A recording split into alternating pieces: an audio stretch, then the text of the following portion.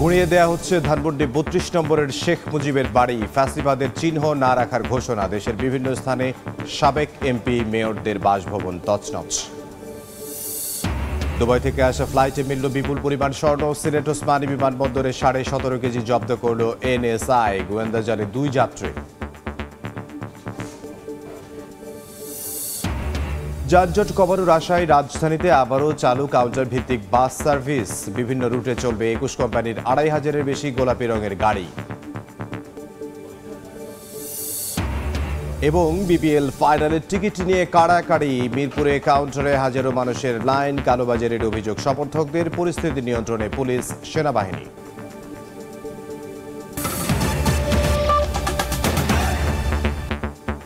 সময় সংবাদের সঙ্গে আছে আমি ইমদাদুল হক। রাতের পর দিনেও ভাঙা হচ্ছে ধানমন্ডি ৩২ নম্বরে শেখ মুজিবুর রহমানের বাড়ি। গত রাত থেকে চলা বুলডোজার কর্মসূচির আওতায় এরই মধ্যে বাড়ির বেশিরভাগ গুঁড়িয়ে ফেলা হয়েছে।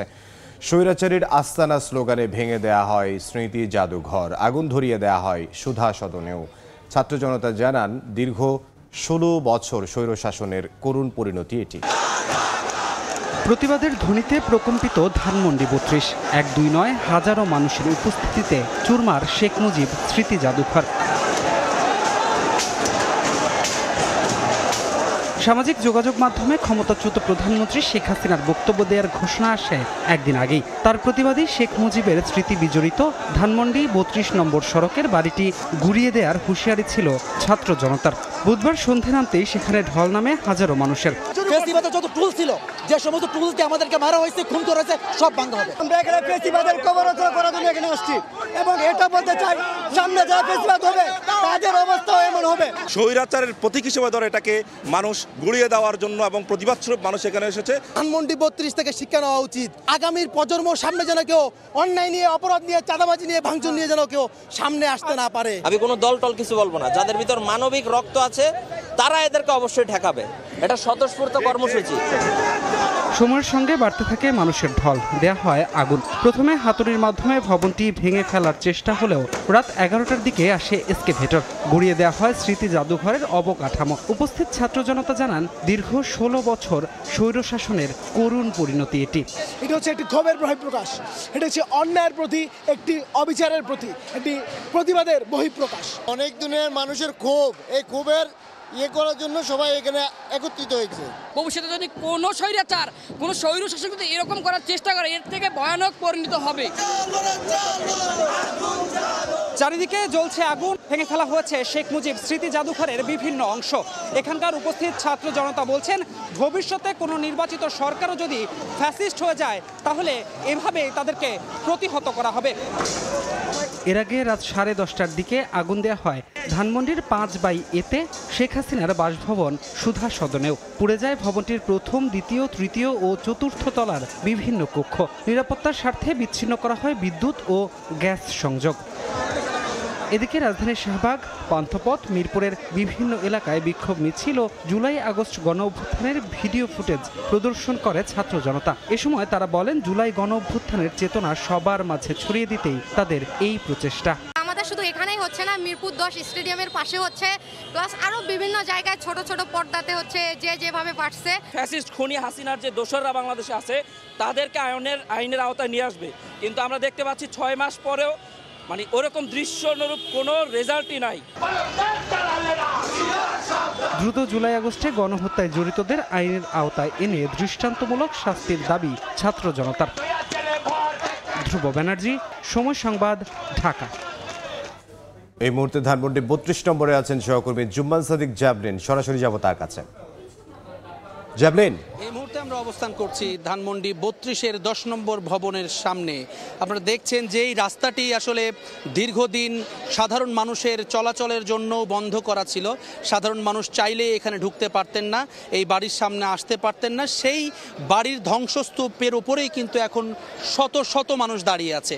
এবং এটি আসলে আমরা দেখছি গতকালকে রাত 8টা থেকে এখানে কিন্তু ছাত্র জনতা যারা রয়েছেন তারা সমবেত হতে শুরু করেন এবং মূলত যেই তাদের আসবার বা এই কর্ম কর্মসূচি যেটি ছিল মার্চ টু ধানমন্ডি 32, সেই কর্মসূচির কিন্তু ডাক দিয়েছিল মূলত যে নিষিদ্ধ যে সংগঠন রয়েছে ছাত্রলীগ, সেখানে ভার্চুয়ালি যুক্ত হয়ে একটি বক্তব্য দেওয়ার ঘোষণা দিয়েছিলেন যিনি গণ অভ্যুত্থানে পলাতক শেখ হাসিনা। তিনি কিন্তু একটি ভার্চুয়াল বক্তব্য দিতে চেয়েছিলেন। এরপরেই কিন্তু তার প্রতিবাদে আমরা দেখেছি যারা সোশ্যাল অ্যাক্টিভিস্ট রয়েছেন, সোশ্যাল মিডিয়াতে অ্যাক্টিভিস্ট রয়েছেন, তারা সবাই কিন্তু এই কর্মসূচির ডাক দেয় এবং বিপুল পরিমাণে সাড়া কিন্তু সেটি তারা পান এবং গতকাল রাত 8টা থেকে ছাত্র জনতা এখানে এসে উপস্থিত থাকেন।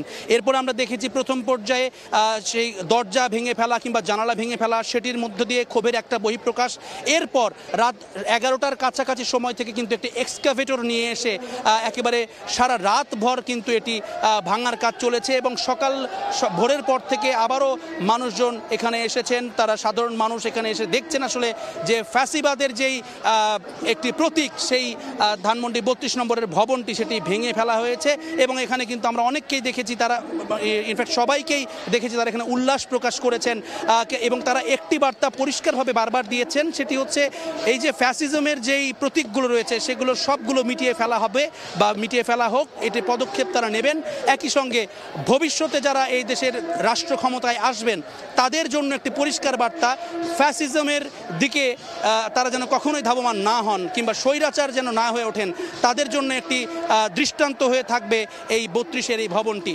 একই সঙ্গে তারা যেটি বলছেন, বিগত সময়ে যেই দুঃশাসন কিংবা আওয়ামী যে স্বৈরাচার যে কালটি ছিল, সেই সময়ের প্রতি ঘৃণা থেকেই কিন্তু মূলত তারা এই যে ভবনটি ভাঙার কাজ সেটি করছেন এবং আমরা দেখছি অর্ধেকের বেশি অংশ কিন্তু ভেঙে ফেলা হয়েছে, এখন নেই। তবে কিছুক্ষণ আগেও কিছু জায়গায় আসলে আমরা দেখছিলাম যে আগুন আমরা দেখেছি এবং কিছু বই যেগুলো পাঠাগারে সেগুলো অনেকে রেখেছেন স্মৃতি হিসেবে। এখানে যে নারকেল গাছ রয়েছে সেই নারকেল গাছের নারকেলটাও কিন্তু অনেকে সংরক্ষণ করে নিয়ে গেছেন এবং আমরা এখনও দেখছি বিভিন্ন স্লোগানে কিন্তু দেশের পক্ষে এবং স্বদেশ প্রেমের পক্ষে তারা স্লোগান দিচ্ছেন। একই সঙ্গে স্বৈরাচারের পতনের পর তাদের যেন দ্রুত গণহত্যার যে বিচার সেটি কার্যকর হয় তার পক্ষে তারা কথা বলছেন। তো এই ছিল আমার কাছে এখনো পর্যন্ত ধানমন্ডি 32 থেকে সবশেষ খবর। ধানমন্ডি 32 নম্বর থেকে সহকর্মী জুমান সাদিক জ্যাভলিন। এদিকে বরিশাল শহরের কালীবাড়ি রোডে শেখ হাসিনার ফুফাতো ভাইয়ের ছেলে মহানগর আওয়ামী লীগের সাধারণ সম্পাদক ও সাবেক সিটি মেয়র সেনিয়াবাদ সাদিক আব্দুল্লাহর বাড়ি গুঁড়িয়ে দেওয়া হয়েছে। এই মুহূর্তে সেখানে আছেন সহকর্মী অপূর্ব। অপু, সরাসরি যাব তার কাছে। অপু, বৈষম্য বিরোধী ছাত্র আন্দোলনের নেতারা, বরিশালের নেতারা জানিয়েছেন বরিশালের দুটি বাড়িতে তারা গত রাতে বুলডোজার কর্মসূচি চালিয়েছে। সেখানে বরিশাল শহরের কালীবাড়ি রোডে বরিশাল মহানগর আওয়ামী লীগের সাধারণ সম্পাদক এবং সাবেক সিটি মেয়র সেনিয়াবাদ সাদিক আব্দুল্লাহর বাড়ি গতকালকে বুলডোজার দিয়ে গুঁড়িয়ে দেওয়া হয়েছে। যদিও এটি দ্বিতীয় দফার চিত্র, এর আগেও একবার 5ই আগস্ট গণ অভ্যুত্থান পরবর্তীতে ছাত্র জনতার এই বাড়িতে আগুন দিয়েছিল, ভাঙচুর করেছিল বিক্ষুব্ধ হয়ে এবং গত রাতে দ্বিতীয় দফায় এখানে বিক্ষুব্ধরা ছাত্ররা এসে এখানে এই বাড়িতে তারা ভাঙচুর চালায় এবং অগ্নিসংযোগ হয় বাড়ির ছাদে। ছাত্ররা যেটি বলছেন যে এখানকার বিক্ষুব্ধ ছাত্রনেতারা বলেছেন যে ফ্যাসিস্ট আওয়ামী লীগের দোসররা বরিশালে দেশের বিভিন্ন জায়গার ন্যায় বরিশালেও নানান ধরনের অপরাজনীতি করেছিল, মানুষকে নিষ্পেষিত করেছিল। বিশেষ করে তারা বলছেন, বরিশালের যারা ছাত্র প্রতিনিধিরা গতকালকে নেতৃত্ব দিয়েছেন তারা গণমাধ্যম কর্মীদের সাথে কথা বলেছেন, তারা বলেছেন যে এই বাড়িতেই বরিশালের সাদিক আব্দুল্লাহর বাবা আবুল আসাদ আব্দুল্লাহ তারা এই অঞ্চলে আওয়ামী লীগের রাজনীতি নিয়ন্ত্রণ করত এবং এই বাড়িতে বসেই এই অঞ্চলের রাজনীতি নিয়ন্ত্রণের পাশাপাশি নানান ধরনের মানুষকে নির্যাতন নিপীড়ন করত এবং টর্চার সেল বানানোর অভিযোগ তোলা হয়েছে এই বাড়িতে। এই বাড়ির পাশাপাশি আওয়ামী লীগের আরেক বর্ষীয় নেতা আমির হোসেন আমু, তার বাড়ি হচ্ছে বরিশাল শহরের বগুড়া রোড জীবনানন্দ দাস সড়ক, সেখানেও হামলা ভাঙচুর করেছে বিক্ষুব্ধ ছাত্ররা। সেখানেও বুলডোজার দিয়ে সেই একটি বিলাসবহুল বাড়িটি সেখানেও ভাঙচুর করা হয়েছে। যদিও আমির হোসেন আমুর বাড়ির সাথেই সেই বাউন্ডারির মধ্যেই আর একজন ব্যবসায়ীর বাড়ি অফসুনিনের স্বত্বাধিকারী সেন্টু সাহেবের বাড়িও ভাঙচুরের ঘটনা ঘটেছে এবং এই পরিস্থিতি আজকে সকাল থেকে আসলে এই মুহূর্তে বিভিন্ন বয়সের মানুষ এসে এই ধ্বংসাবশেষ বাড়িগুলো দেখছে। এটি ছবিতে যেটি দেখছেন এই মুহূর্তে এটি বরিশাল শহরের কালীবাড়ি রোডের আবুল হাসনাত আবদুল্লাহ তার ছেলে সাদিক আব্দুল্লাহ এখানে বসবাস করতো। তার প্রচুর উৎসুক মানুষ আসলে রয়েছে, আশপাশে বিভিন্ন মানুষ এসে তারা ছবি তুলছে, কেউ ভিডিও করছে এবং ক্ষমতার যে প্রচণ্ড ক্ষমতাধর মানুষ এই বাড়িতে ছিল সেটি তারা দেখছে। কিছুদিন আগেও ক্ষমতার দাপট দেখেছে, এখন সেই বাড়িগুলো ধ্বংসাবশেষ মানুষ দেখছে এবং সেগুলো সবার কাছে জানাচ্ছে, ছবি তুলছে। তো বরিশাল থেকে আমার কাছে কালীবাড়ি রোড এলাকা থেকে সবশেষ এতটুকুই খবর ছিল। বরিশাল থেকে সহকর্মী অপূর্ব অপু। ফ্যাসিবাদী ব্যবস্থার বিলোপ নিছক ভাঙা নয়, বরং বিকল্প গড়ারও লড়াই। নতুন বন্দোবস্তে ভাঙার চেয়ে গড়ার দিকে গুরুত্ব দেওয়ার আহ্বান জানিয়েছেন অন্তর্বর্তী সরকারের উপদেষ্টা মাহফুজ আলম। মধ্যরাতে সামাজিক যোগাযোগ মাধ্যম ফেসবুকে এক স্ট্যাটাসে এই আহ্বান জানান তিনি। সবাইকে গড়ার কাজে সক্রিয় হওয়ার আহ্বানও জানান মাহফুজ আলম। বলেন, রাগ, ক্ষোভ, ঘৃণা নেতিবাচক শক্তি, কিন্তু অভ্যুত্থানের পর এগুলোকে ইতিবাচক শক্তিতে রূপান্তরিত করার সুযোগ তৈরি হয়েছিল। এখনও সেই সুযোগ শেষ হয়ে যায়নি। গণতান্ত্রিক ও আধিপত্যবাদ বিরোধী দীর্ঘ লড়াইয়ে সৃজনশীল শক্তিকে কাজে লাগাতে হবে। সংস্কার কমিশনের প্রস্তাব বাস্তবায়নের কাজ শিগগিরই শুরু হবে উল্লেখ করে ছাত্র আন্দোলনে আহত ও নিহতদের পুনর্বাসন এবং জুলাই গণহত্যার বিচারের কাজও এগিয়ে চলছে বলে জানান উপদেষ্টা মাহফুজ আলম। পরিবারের সান্নিধ্য ও দেশবাসীর দোয়ায় দ্রুতই মানসিক এবং শারীরিকভাবে সুস্থ হয়ে উঠছেন বিএনপি চেয়ারপারসন বেগম খালেদা জিয়া, জানিয়েছেন তার ব্যক্তিগত চিকিৎসক ডক্টর AZM জাহিদ হোসেন। চিকিৎসকরা অনুমতি দিলেই বেগম খালেদা জিয়ার দেশের ফেরার বিষয়ে প্রস্তুতি নেওয়া হবে বলেও জানান তিনি। এদিকে ধানমন্ডি ৩২ নম্বরে বুলডোজার কর্মসূচি নিপীড়িত জনগণের দীর্ঘদিনের ক্ষোভের বহিঃপ্রকাশ বলে মন্তব্য করেছেন যুক্তরাজ্য বিএনপির সভাপতি এম এ মালেক। এছাড়াও যুক্তরাষ্ট্রের ন্যাশনাল প্রেয়ার ব্রেকফাস্ট অনুষ্ঠানে বিএনপির ভারপ্রাপ্ত চেয়ারম্যান তারেক রহমানের প্রতিনিধিত্ব করা জায়মা রহমানের অংশগ্রহণ নিয়ে উচ্ছ্বসিত যুক্তরাজ্য বিএনপি। উনি যত দ্রুততার সঙ্গে, উনি যখন খুব কষ্টে ছিলেন তখন উনি দেশের মানুষকে ছেড়ে থাকেননি। ওনার সুস্থতার জন্য হয়তো কিছুদিন ওনার যেতে বিলম্ব হচ্ছে অথবা হবে।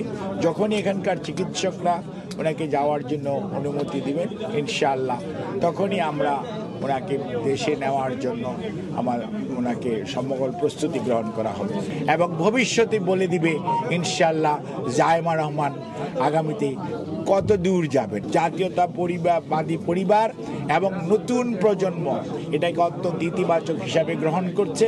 বেগম খালেদা জিয়া এই দেশের প্রথম মহিলা প্রধানমন্ত্রী, ভবিষ্যৎ প্রধানমন্ত্রী ব্যারিস্টার জাহাঙ্গীর।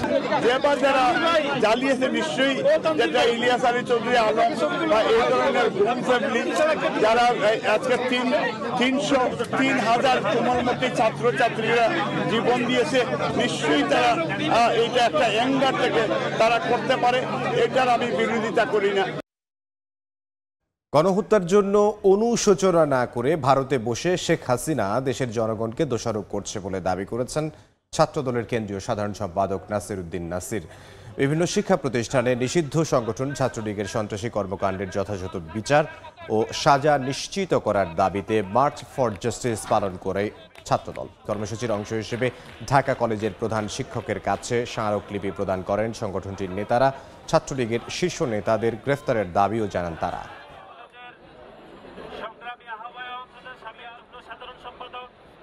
খুনি সংগঠন ছাত্রলীগকে শুধুমাত্র প্রজ্ঞাপনের মাধ্যমে সন্ত্রাস বিরোধী আইনে যে নিষিদ্ধ করেছে, একটি দায়সারা একটি কার্যক্রম আমরা দেখেছি। তাদেরকে গ্রেপ্তার করার যে শক্ত অবস্থান, সেটি আমরা এই অন্তর্বর্তীকালীন সরকারের আমরা দেখিনি। সেজন্য তাদের বিচার দাবি, আওয়ামী লীগের দোষরদের বিচার দাবি এবং বিভিন্ন শিক্ষা প্রতিষ্ঠান এখনো পর্যন্ত জুলাই এবং আগস্টের বিভিন্ন সন্ত্রাসীদের কার্যক্রমের যে তদন্ত, সেটিও করে নাই। সে তদন্তের দাবি করে আমরা আজকে স্মারকলিপি দিয়েছি। রাজধানীতে চালু হলো কাউন্টার ভিত্তিক বাস সার্ভিস। গাজীপুরের আবদুল্লাপুর হয়ে ঢাকা শহরে চলা বিভিন্ন রুটে 21টি কোম্পানির 2610টি বাস চলাচল করবে। সবগুলো গাড়ির রং গোলাপি। সকালে উত্তরার আজমপুর বাস স্ট্যান্ডে টিকিট কাউন্টার ভিত্তিক বাস পরিচালনা কার্যক্রমের উদ্বোধন করেন ডিএমপি কমিশনার শেখ মোহাম্মদ সাজ্জাদ আলী। সড়ক পরিবহন খাতে শৃঙ্খলা জোরদার, ঢাকা মহানগরে যানজট নিরসন এবং বায়ু দূষণ নিয়ন্ত্রণে এমন উদ্যোগ বলে জানিয়েছেন ঢাকা মহানগর পুলিশের কমিশনার শেখ মোহাম্মদ সাজ্জাদ আলী। বাস মালিকরা বলছেন এই পদ্ধতিতে ভাড়ায় কোনো তারতম্য ঘটবে না। এত বাস, এত কিছু, কিন্তু কোনো শৃঙ্খলা নেই। যে শৃঙ্খলাটি আনতে আমাদের কোনো টাকার প্রয়োজন নেই, কোনো টাকা আপনাদেরকে ব্যয় করতে হবে না। আপনারা খালি আপনাদের প্র্যাকটিস, অভ্যাসের পরিবর্তন করলেই ট্রাফিক ব্যবস্থায় ব্যাপক শৃঙ্খলা আনা সম্ভব। এই মুহূর্তে রাজধানীর উত্তরায় আছেন সহকর্মী আবু সাইদ নিশান, সরাসরি যাব তার কাছে। নিশান, যাত্রীদের সেবার মান উন্নয়নে আজ থেকে রাজধানী ঢাকায় চালু হলো কাউন্টার ভিত্তিক বাস সার্ভিস।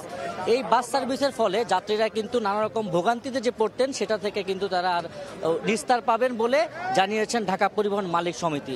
কিছুক্ষণ আগে ডিএমপি কমিশনার শেখ সাজ্জাদ আলী তিনি কিন্তু উদ্বোধন করলেন কাউন্টার সিস্টেম বাস সার্ভিসটির, এবং আমরা যাত্রীদের সাথে কথা বলে যেটা জানতে পেরেছিলাম, এই সার্ভিসের মাধ্যমে তারা কিন্তু যে ভোগান্তি এবং দর কষাকষির যে ব্যাপার ছিল ভাড়া নিয়ে, সেটা কিন্তু কমে আসবে বলে তারা জানিয়েছেন, এবং সুশৃঙ্খলভাবে লাইনে দাঁড়িয়ে তারা কিন্তু বাসে যাতায়াত করতে পারবেন বলেও তারা আমাদেরকে জানিয়েছেন। এবং নারীদের ক্ষেত্রেও কিন্তু একটা শৃঙ্খলা চলে আসবে বলে তারা বলেছেন। তবে কিছু কিছু যাত্রী অভিযোগ করেছেন, আগে তিনি যে ভাড়া 40 টাকায় যেতেন সেটা এখন 50-55 টাকায় হয়ে গিয়েছে। তো এখানে তারা যেটা দাবি করছেন যে আগের চেয়ে 10-15 টাকা করে এখন বর্তমানে ভাড়া বেড়ে গেছে। তবে কাউন্টার থেকে আমাদেরকে জানিয়েছেন এটা সরকার নির্ধারিত ভাড়া, এই সরকার নির্ধারিত ভাড়াতেই তারা যাত্রীরা আগে যে ভাড়াটা যেতেন সেটা কিন্তু দর কষাকষির একটা মাধ্যম ছিল, কিন্তু এখন এই কাউন্টার সিস্টেমের মাধ্যমে সরকার নির্ধারিত ভাড়াই এই অ্যাপে আসবে বলে তারা জানিয়েছেন। সো এই যে আগে যে ভাড়াটা বাড়তি ছিল সেটা কিন্তু বিভিন্ন সময় বিভিন্নভাবে দর কষাকষির মাধ্যমে কিন্তু কম বেশি হতো। তো এই ছিল কাউন্টার থেকে কিন্তু তারা আমাদেরকে এটা জানিয়েছেন, এবং চালকরা আরও যেটা বলেছেন তাদের প্রশিক্ষণ এবং বিভিন্নভাবে ট্রেনিং দেওয়া হয়েছে এই কাউন্টার সিস্টেম চালুর ক্ষেত্রে। এবং ঢাকা পরিবহন মালিক সমিতির সাধারণ সম্পাদক কিন্তু আমাদেরকে জানিয়েছেন এই সেবার মাধ্যমে শৃঙ্খলা ফিরবে সড়কে, এবং যাত্রীদের যে ভোগান্তি সেটা দূর হবে।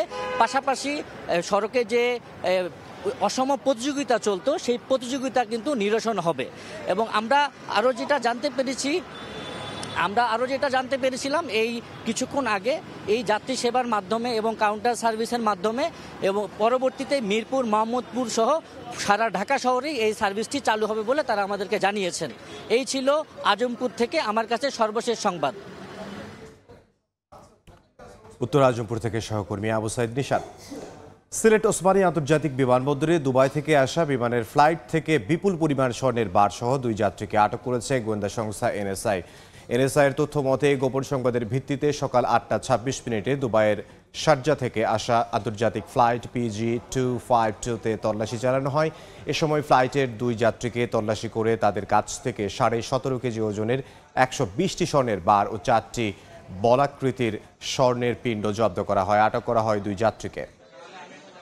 এই মুহূর্তে সিলেট ওসমানী আন্তর্জাতিক বিমানবন্দরে আছেন সহকর্মী আমিনুল ইসলাম, সরাসরি যাব তার কাছে। স্বর্ণের যে চালানটি সেটি ধরা পড়ার পর যে প্রক্রিয়া, সেই প্রক্রিয়াটি এই মুহূর্তে চলছে। আমরা একটু যদি দেখাই, ওসমানী আন্তর্জাতিক বিমানবন্দরে বাংলাদেশ বিমানের BG252 যেটি দুবাইয়ের শারজাহ থেকে এসেছিল সকাল 8টা 26 আসলে ল্যান্ড করার পরপরই কিন্তু এখানে স্ক্যানিং মেশিনে ধরা না পড়লেও বিমানবন্দর থেকে বেরোনোর সময় প্রায় 17 কেজি 500 গ্রামের এই স্বর্ণের চালানটি এনএসআই এবং এখানকার গোয়েন্দা সদস্যরা আসলে আটক করতে সক্ষম হন, এবং সঙ্গে 2 জনকে আটক করা হয়েছে। 2 জনের বাড়ি, একজন হচ্ছে মৌলভীবাজার জেলার এবং অন্যজন এখানকার সিলেটের জৈন্তাপুর উপজেলার বাসিন্দা। দুজনই আটক রয়েছেন। এই মুহূর্তে আসলে যে প্রক্রিয়াটি চলছে এগুলো আমরা দেখতে পেয়েছি যে 4টি বল আকৃতির স্বর্ণকে গলিয়ে আসলে 4টি বল আকৃতির বার নিয়ে আসা হয়েছে। পাশাপাশি এখানে আরো 120টি বার যেটিকে আসলে এখন যাচাই বাছাই করা হচ্ছে, আপনারা হয়তো দেখতে পাচ্ছেন ছবিতে। এখনো আসলে আনুষ্ঠানিকভাবে কোনো বক্তব্য আমরা পাইনি। এই প্রক্রিয়াটি শেষ হলেই হয়তো গণমাধ্যমের সামনে কথা বলবেন এখানকার যারা কাস্টমস কর্মকর্তা এবং গোয়েন্দা সদস্যরা যারা সমন্বিতভাবে যারা কাজটি করেছেন। তাদের আনুষ্ঠানিক বক্তব্যের পরপরই আসলে বলা যাবে এটি সম্পর্কে তাদের কাছ থেকে আগে থেকে কোনো ধরনের তথ্য ছিল কিনা, এবং এই প্রক্রিয়া শেষ করেই আসলে গণমাধ্যমের সঙ্গে তারা কথা বলবেন। তো যেটি হয়, এর আগেও কিন্তু আমরা দেখেছি সিলেট ওসমানী আন্তর্জাতিক বিমানবন্দরে আরও একটি স্বর্ণের চালান ধরা পড়েছিল। সেটিও এই স্ক্যানিং মেশিন পার হয়ে যারা নিয়ে এসেছিলেন এই স্বর্ণের চালান, সেটি বিমানবন্দর থেকে বের হওয়ার সময় গোয়েন্দা সদস্যরা তাদের গোপন তথ্যের ভিত্তিতে ধরেছেন। তো বারবার আসলে এই স্ক্যানিং মেশিনে ধরা না পড়ার যে বিষয়টি, সেটি আসলে আলোচনায় রয়েছে এই মুহূর্তে, এবং হয়তো কাস্টমসে যারা রয়েছেন তারা হয়তো সেটি নিয়েও কথা বলবেন, সেই প্রশ্নের উত্তর দেবেন। তো এই ছিল আসলে আমার কাছ থেকে সিলেট ওসমানী আন্তর্জাতিক বিমানবন্দরে যে স্বর্ণের চালানটি ধরা পড়ছে, প্রায় 21 কোটি টাকার মূল্যের এই চালানটির সম্পর্কে বিস্তারিত। আমিনুল ইসলাম, সিলেট থেকে। পাকিস্তান থেকে গুড় নিয়ে মোংলা বন্দরে প্রবেশ করেছে পানামা পতাকাবাহী এমভি ডলফিন নামে একটি বাণিজ্যিক জাহাজ। বন্দর জেটিতে আছেন সহকর্মী মাহমুদ হাসান, সরাসরি যাব তার কাছে। হাসান, দীর্ঘদিন পর পাকিস্তানি পণ্য নিয়ে মোংলা বন্দরে নোঙর করেছে ওটি ডলফিন নামে একটি বাণিজ্যিক জাহাজ। তবে এই জাহাজে কিন্তু গুড় নিয়ে এসেছে। এটি গো খাদ্য চিটা গুড়, 550 মেট্রিক টন গুড় নিয়ে কিন্তু মোংলা বন্দরে এই জাহাজটি প্রবেশ করেছে গতকালকের রাত্রে। তবে এই জাহাজটি থেকে যে গুড় নিয়ে এসেছে, ইতিপূর্বে কিন্তু মোংলা বন্দরে আর কখনো কিন্তু এই মিঠাই পণ্যটা কিন্তু এখান দিয়ে আমদানি করা হয়নি। তবে এই প্রথম মোংলা বন্দর থেকে যে গুড় আমদানি হলো, এটা নিয়ে আজকে আনুষ্ঠানিকভাবে এটা উদ্বোধন করে। তবে এই যে পণ্যগুলো কিন্তু পাকিস্তান থেকে সরাসরি মোংলা বন্দরে এসেছে। ইতিপূর্বে কিন্তু দীর্ঘদিন কিন্তু পাকিস্তানি কোনো জাহাজ মোংলা বন্দরে, পাকিস্তানি পণ্য নিয়ে মোংলা বন্দরে কোনো জাহাজ আসেনি। তবে আমদানি করার যে কথাটি জানিয়েছে যে ইতিপূর্বে এই অন্যান্য বন্দর থেকে কিন্তু এই গো খাদ্য অর্থাৎ চিটা গুড় কিন্তু আমদানি করা হতো। তবে আগে কিন্তু বেশিরভাগ এই গুড় কিন্তু ভারত থেকে বাংলাদেশে এটি আমদানি করা হতো, কিন্তু ভারত ইদানিং তাদের যে শুল্ক প্রায় 50% শুল্ক বাড়িয়ে দেওয়ার কারণে কিন্তু এই আমদানিকার ওখান থেকে আর পণ্যগুলো নিয়ে আসে না। এখন তার স্বল্প মূল্যে কিন্তু পাকিস্তান থেকে সেই গুড়গুলো কিন্তু এখন আমদানি করছে। তবে আমাদেরকে আমদানি করে যে কথাটি জানিয়েছে যে ওখান থেকে যেই গুড় আমদানি করা হয়েছে সেখানে প্রায় প্রতি কেজিতে 4 থেকে 5 টাকা তাদের সাশ্রয় হচ্ছে। আরেকটি কথা তারা জানিয়েছে যে এই স্বাধীনতার পরে প্রথম যে পাইপলাইনের মাধ্যমে যে গুড় সাপ্লাই দেওয়া হবে বা জাহাজ থেকে নেওয়া হবে, তারা কিন্তু এই সুবিধাটি পেয়েছে। এছাড়াও মোংলা বন্দরের সাথে যে রেল যোগাযোগটা চালু হয়েছে, এই রেল যোগাযোগ থেকে এই প্রথম এই রেলে পণ্যটা যাবে এই গুড় এবং পাইপের মাধ্যমে এটা এখান থেকে সরবরাহ করা হবে। তবে এই ছিল আমার কাছে মোংলা বন্দরে যে দীর্ঘদিন পর পাকিস্তানি পণ্য মোংলা বন্দরে দিয়ে খালাস হচ্ছে তার সর্বশেষ খবর। মোংলা বন্দর থেকে মাহমুদ হাসান। সময় সংবাদে আরো থাকছে। ট্রাম্পের গাজা দখলের ঘোষণায় ঘরে বাইরে ব্যাপক সমালোচনা। ওয়াশিংটনে শিক্ষার্থীদের বিক্ষোভ, যুক্তরাজ্য ও ফ্রান্সের বিরোধিতা।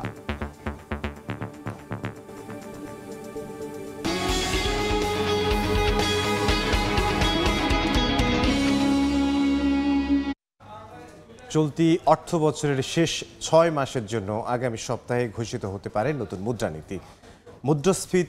মূল্যস্ফীতি নিয়ন্ত্রণ, রিজার্ভ ধরে রাখা ও বিনিময় হারের স্থিতিশীলতা গুরুত্ব পাবে এবার নীতিতে। জুলাই আগস্ট গণ অভ্যুত্থানে সরকার পরিবর্তন হলেও নতুন গভর্নর পুরনো মুদ্রানীতি পর্যালোচনা করেননি। টাকার প্রবাহ কমাতে বাড়িয়েছেন নীতিসুদ হার, যদিও বাজারে তার প্রভাব খুব একটা পড়েনি। ডিসেম্বর পর্যন্ত চড়েই ছিল সাধারণ মূল্যস্ফীতি। জানুয়ারিতে সামান্য কমলেও এখনো চড়া খাদ্য মূল্যস্ফীতি। এমন বাস্তবতায় গভর্নর হিসেবে প্রথমবারের মতো মুদ্রানীতি ঘোষণা করতে যাচ্ছেন ডক্টর আহসান এইচ মনসুর। জানুয়ারি থেকে জুন সময়ের জন্য দেয়া এই নীতির ভঙ্গি এবার অত্যন্ত সতর্কতামূলক হলেও সুদহার বাড়বে কিনা তা স্পষ্ট করেনি বাংলাদেশ ব্যাংক। মুদ্রানীতিটা হবে আমাদের অত্যন্ত অ্যাকোমোডেটিভ এবং এটা সতর্কতামূলক, অর্থাৎ এইটা খুব কশাস একটা মনিটারি পলিসি। কারণ আমরা স্বাভাবিক সময়ের মধ্যে নাই। যে সমস্যাগুলো বর্তমানে বিদ্যমান আছে সেগুলোকে অ্যাড্রেস করাই হচ্ছে এটার মূল লক্ষ্য। সুদের হার বাড়িয়ে মূল্যস্ফীতি নিয়ন্ত্রণ বাংলাদেশের প্রেক্ষাপটে বাস্তবসম্মত নয় বলে অভিমত ব্যবসায়ীদের। জানান, দেশের শিল্প প্রতিষ্ঠানগুলো ব্যাংক ঋণের উপর নির্ভরশীল, তাই সুদ বাড়ালে পণ্য উৎপাদন খরচ বেড়ে মূল্যস্ফীতি উস্কে যায়। এজন্য ভারসাম্যপূর্ণ মুদ্রানীতি চান তারা। যেটা উন্নত বিশ্বে যেটা হয় সেখানে প্রত্যেকটা মানুষই আসলে নির্ভর করে তার ক্রেডিট কার্ড বা বাকিতে চলার উপরে। সেখানে যখন ইন্টারেস্ট বাড়ে সেখানে কিন্তু মানুষ তখন তার খরচটা কমিয়ে দেয়। আমাদের এখানে পুরোপুরি ক্ষেত্রটা একই হয় না। তো আমার মনে হয় মুদ্রানীতিটা মাঝারি আকারের করাটাই ভালো হবে। মুদ্রানীতির আরেক উদ্দেশ্য বিনিময় হার স্থিতিশীল রাখা। এজন্য রিজার্ভের পতন ঠেকানোর কৌশলও থাকবে। এই কৌশল বাস্তবায়ন করতে গিয়ে খুব বেশি সংকোচনমুখী মুদ্রানীতি না করার পরামর্শ অর্থনীতি বিশ্লেষকদের। অনন্তকাল ধরে এত উচ্চ মূল্যস্ফীতি যেন আমরা না রাখি, মূল্যস্ফীতি কমাতে হবে এবং একই সঙ্গে আমাদের সুদের হারটা কমাতে হবে আর মুদ্রানীতিকে কিন্তু নমনীয় করতে হবে। এইভাবে করে এই তিনটার সমন্বয়ে যদি আমরা একটা নতুন করে মুদ্রানীতির কথা চিন্তা করি তাহলে সেক্ষেত্রে এটা দেশের জন্য ভালো হবে, ব্যবসা বাণিজ্যের জন্য ভালো হবে। আগামী 9 ফেব্রুয়ারি বাংলাদেশ ব্যাংকের বোর্ড সভা অনুষ্ঠিত হওয়ার কথা। সেখানে অনুমোদন পেতে পারে নতুন মুদ্রানীতি, ঘোষিত হতে পারে পরদিন 10 ফেব্রুয়ারি। সাইফুল ইসলাম, সময় সংবাদ, ঢাকা। ফসলি জমির মাটি কেটে তৈরি হচ্ছে পোড়া মাটির ইট, আর এসব ইট তৈরির কারখানার কালো ধোঁয়ায় দূষণের পাশাপাশি ফুসফুসের নানা রোগে আক্রান্ত হচ্ছেন শিশুসহ খেটে খাওয়া মানুষ। মোহাম্মদ সেলিমের তোলা ছবিতে সাদিকুর রহমানের রিপোর্ট। ফসলি জমি আর জনবসতির পাশের ইটভাটা থেকে নির্গত হচ্ছে বিষাক্ত কালো ধোঁয়া। এসব ভাটার কাঁচামালও সংগ্রহ করা হচ্ছে আশপাশের ফসলি জমি নষ্ট করে। যে কার্যক্রমের সঙ্গে জড়িত স্থানীয় প্রভাবশালীরা আর ভুক্তভোগী কৃষক সহ শিশু প্রবীণরা। এই ইটভাটাতে মাটির যোগান দিতে যেমন কাটা হচ্ছে ফসলি জমি, তেমনি জ্বালানির যোগান দিতে বিভিন্ন গাছপালা কাটা হচ্ছে। একই সাথে এই ইটভাটা থেকে নির্গত যেই কালো ধোঁয়া সেটা পরিবেশ নষ্ট করছে আশপাশের বিভিন্ন এলাকার। নিঃশ্বাস নিতেও কষ্ট হয়। বাটার পাশ দিয়ে যে জমিগুলো, এই জমিগুলো কাটতেছে পুতার ফাইল লোকগুলো। গরুর ঘাস হয় না, ফসল হয় না। ঢাকা বিভাগে গত 1 বছরে 302টি ভাটা ধ্বংস করেছে পরিবেশ অধিদপ্তর। জরিমানা আদায় করা হয়েছে মালিকদের কাছ থেকে। স্থানীয়রা বলছেন এসব ভাটার অধিকাংশই ফের উৎপাদন শুরু করেছে। ভাটা বন্ধ হয়ে যাক, সমস্যা নেই, আমাদের কোনো সমস্যা নেই। ভাটা যদি হয়ে যায় আমাদের জন্য আরও ভালো, কৃষকের জন্য ভালো, দেখা যাচ্ছে এলাকার সয় সম্পত্তি রক্ষা হবে। 2025 সালের মধ্যে পোড়া ইট তৈরিতে কৃষি জমির মাটির ব্যবহার কমাতে বিকল্প হিসেবে সরকারি ভবন নির্মাণ, মেরামত ও সংস্কারে ব্লক ইট ব্যবহার বাধ্যতামূলক করে 2019 সালে প্রজ্ঞাপন জারি করে পরিবেশ, বন ও জলবায়ু পরিবর্তন মন্ত্রণালয়। প্রজ্ঞাপনের নির্দেশনা অনুযায়ী প্রতি বছর নির্দিষ্ট হারে ব্লকের ব্যবহার বাড়ানোর কথা। খোদ অধিদপ্তরের এই কর্মকর্তা বলছেন এখনও সেই নির্দেশনা সঠিকভাবে বাস্তবায়ন হয়নি। মানুষ ইউজড হয়েছে ইট ব্যবহার করে, ডিমান্ড থাকলে একটু তো বাজারে ইটের বাজারটা থাকবে। তবে পরিবেশ থেকে চেষ্টা করা হচ্ছে যেন যেগুলা ইটভাটা আইন অনুযায়ী যেসব ইটভাটাগুলো করা যাবে সেখানেই করা যাবে, অন্য জায়গায় যেগুলো হবে সেগুলো আমরা পর্যায়ক্রমে বন্ধ করে দিচ্ছি। ব্লক ইট তৈরিতে মাটির পরিবর্তে বালু, কংক্রিট, পানি, সিমেন্ট আর কেমিক্যাল ব্যবহার হয়। মাটির ইটের তুলনায় তা অনেক মজবুত হয়। পোড়ানোর প্রয়োজন না হওয়ায় এটি পরিবেশ বান্ধব। তবে মাটির তৈরি ইটের তুলনায় ব্লক ইটে ভ্যাটের পরিমাণ বেশি থাকায় পুষিয়ে উঠতে পারছেন না উদ্যোক্তারা। ব্লক সম্পর্কে একটা ভুল ধারণা রয়েছে। ব্লকে হয়তো আমাদের বাড়িটা কেমন হবে, আমরা কি যে ইটের বাড়ির মতো পেয়েছি সেরকম কিছু হবে কিনা, এই ধারণাটা কিন্তু বৈজ্ঞানিকভাবে সারা পৃথিবীতে ভুল প্রমাণিত হয়েছে। সারা পৃথিবীর ম্যাক্সিমাম জায়গায় কিন্তু কোথাও মাটির পোড়া ইট ব্যবহার করে না। ভ্যাট দিতে হচ্ছিল 1 টাকা 80 পয়সা, আর তার ভ্যাট দিতে হলো 8 পয়সা। তা আমাদের ভ্যাট হয়ে যাচ্ছে 23 গুণ বেশি। এ কারণে কোনো ইট ভাটার মালিক কিন্তু ব্লক সেক্টরে আসছে না। সারা দেশে 5 শতাধিক পরিবেশ বান্ধব ব্লক ইট তৈরির কারখানা আছে। এর মধ্যে ঢাকায় আছে 2.5 শতাধিক। সাদিকুর রহমান, সময় সংবাদ, ঢাকা। দেশের বাইরের খবর। গাজা দখলে নেয়ার ঘোষণায় ঘরে বাইরে ব্যাপক সমালোচনার মুখে পড়েছেন মার্কিন প্রেসিডেন্ট ডোনাল্ড ট্রাম্প। গাজায় ফিলিস্তিনি উচ্ছেদের মার্কিন পরিকল্পনার বিরুদ্ধে মিছিল করেন ইউনিভার্সিটি অফ ওয়াশিংটনের শতাধিক শিক্ষার্থী। পাশাপাশি যুদ্ধাপরাধের অভিযোগে অবিলম্বে নেতানিয়াহুর গ্রেফতারের দাবিও জানান তারা। এদিকে ফিলিস্তিনিদের সরিয়ে গাজা দখলে ট্রাম্পের প্রস্তাবের বিরোধিতা করেছে মিত্রদেশ যুক্তরাজ্য, ফ্রান্স ও স্পেন।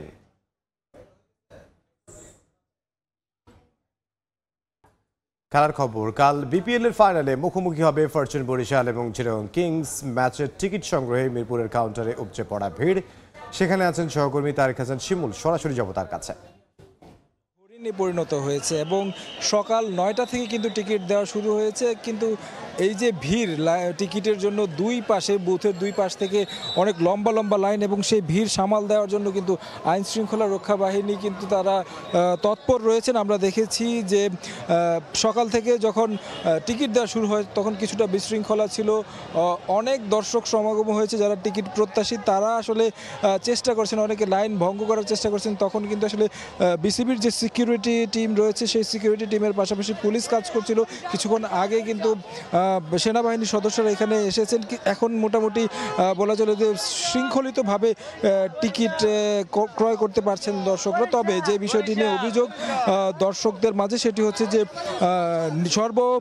সর্বনিম্ন মানের যেই টিকিটগুলো, সেই সর্বনিম্ন মানের টিকিটগুলোতে আসলে এখন আর পাওয়া যাচ্ছে না, যে কারণে হচ্ছে দর্শকরা খুব এই বিষয়গুলো নিয়ে আক্ষেপ ক্ষোভ প্রকাশ করেছেন। তারা বলছিলেন যে 300, 350 টাকা কিংবা 400, 500 টাকার যে টিকিটগুলো সেই টিকিটগুলো এখন দেওয়া হচ্ছে না, যে কারণে হচ্ছে তারা ক্ষোভ প্রকাশ করেছেন। এবং কি তারা বলছেন যে এখানে যেই বিষয়গুলো হচ্ছে এই বিশৃঙ্খলাগুলো কঠোর হস্তে দমন করা উচিত। এই ছিল আমার কাছে সবশেষ খবর।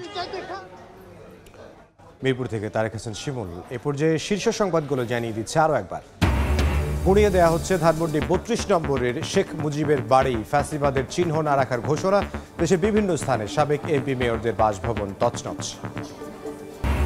এবং যানজট কমানোর আশায় রাজধানীতে আবারও চালু কাউন্টার ভিত্তিক বাস সার্ভিস। বিভিন্ন রুটে চলবে 21 কোম্পানির 2500-এর বেশি গোলাপি রঙের গাড়ি।